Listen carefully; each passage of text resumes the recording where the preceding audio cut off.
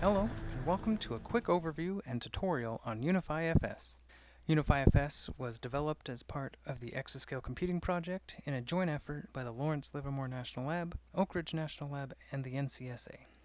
The primary environment for UnifyFS is on high-performance computing systems. Many production-level HPC systems have node local storage available on them.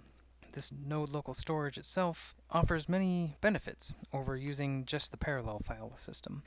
These benefits can include improved I/O bandwidth, lower access latency, and reduced contention from concurrent workloads. However, node local storage rarely offers a shared file namespace for HPC applications, and this is where UnifyFS comes in to address this limitation. This scientific simulation on a high-performance computer is running in parallel across multiple nodes and may be taking advantage of the node local storage that's available on this HPC system. However, perhaps our application is writing some data to the node local storage that later needs to be read back and processed on different nodes within this allocation. Or maybe our application is writing all of its data to a shared file. In either case, this data is often sent to the parallel file system in order for that shared file to be created, or for that data to later be read back and used farther down the line. Here, UnifyFS can be used to create a shared namespace, allowing us to avoid having to go all the way down to the parallel file system. This is what UnifyFS is. It's a user-level, job-duration shared file system that unifies access to distributed compute node local storage devices. For example, the NVMe-based SSDs on OCF Frontier and Summit.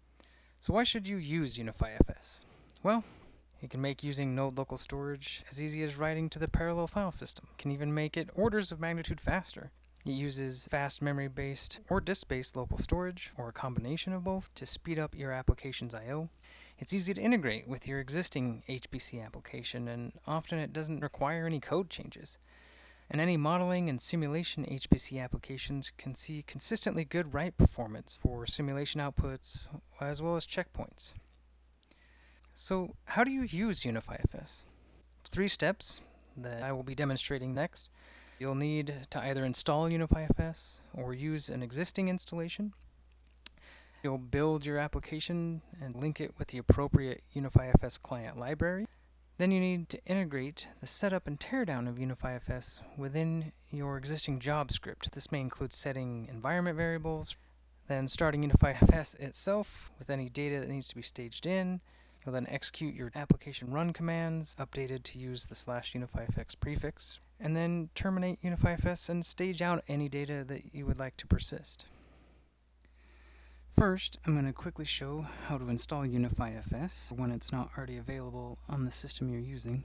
The Build UnifyFS section of our documentation does cover a few different ways to install. However, we highly recommend using SPAC to do this, as UnifyFS does have a handful of dependencies.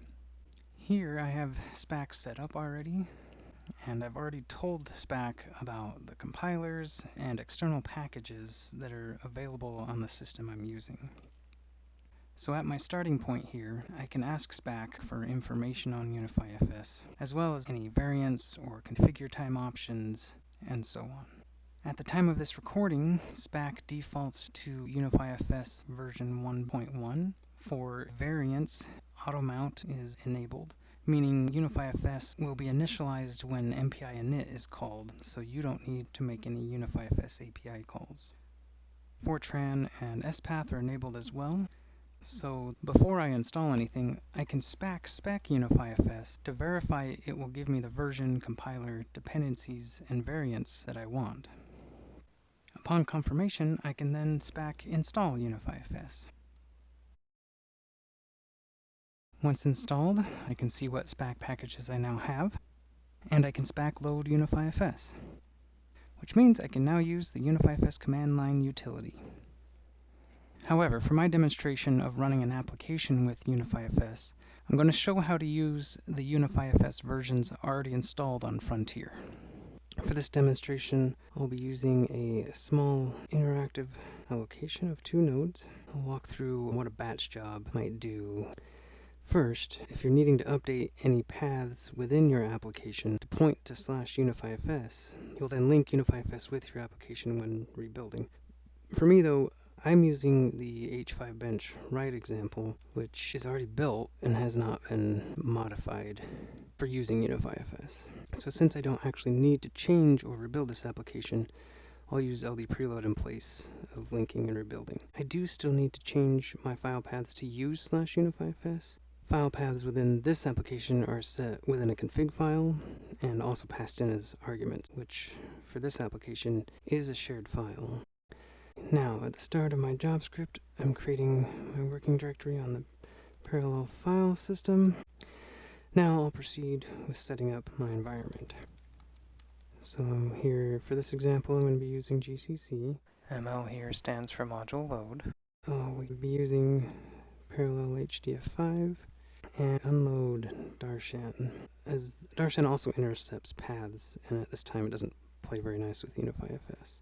Now currently on Frontier, to get access to the UnifyFS modules, you need to modularly use the desired module files, and this now makes it available to see which versions we can use, and you can simply load the version that you want.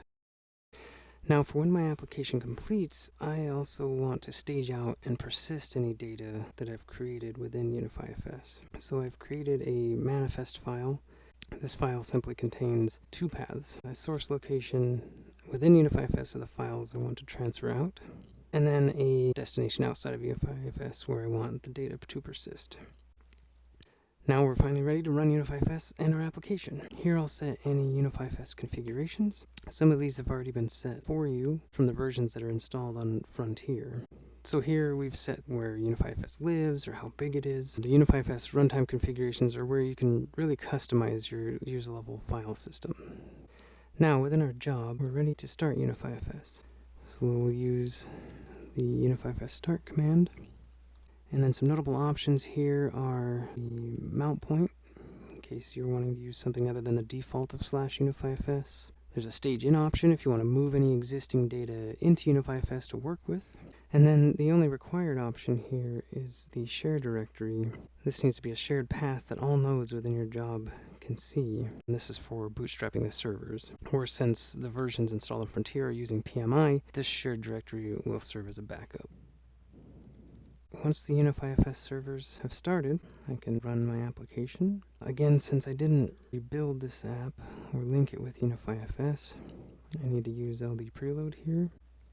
Since this is an MPI application, I need to use the libunifyfs MPI gotcha library. I'm going to set some error logs, then the application itself that I'm running, and passing in that config file from earlier, as well as my H5 file, both with the path set to UnifyFS.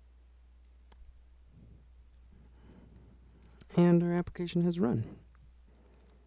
After your application is finished, you can proceed with your workflow here, whether you want to run a different application, use the data that was created as an input for another application.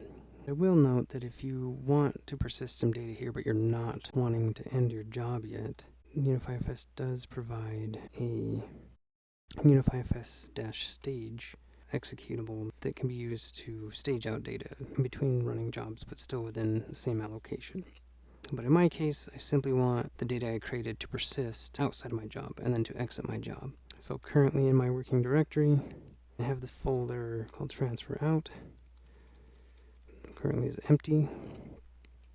This is where I want my data to go. So I'm going to use the UnifyFS terminate command here, again with the required shared directory, and then passing in that manifest file I created earlier and telling it to transfer in parallel. And now with UnifyFS terminated, our data has been transferred out, and we have that H5 file. It's now in that folder that was empty earlier, and we can see that it does have data in it as well. Well, that's the end of this quick run through, but again, you can find UnifyFS modules available on OLCF, Frontier, and Summit. We can be installed via SPAC. Our repository is available on GitHub at github.com/llnl/UnifyFS. And our full documentation is available on Read the Docs at unifyfs.readthedocs.io. You can also contact us if you need any user support or with any questions via email or by creating an issue on GitHub. So go give UnifyFS a try, and thank you for your time.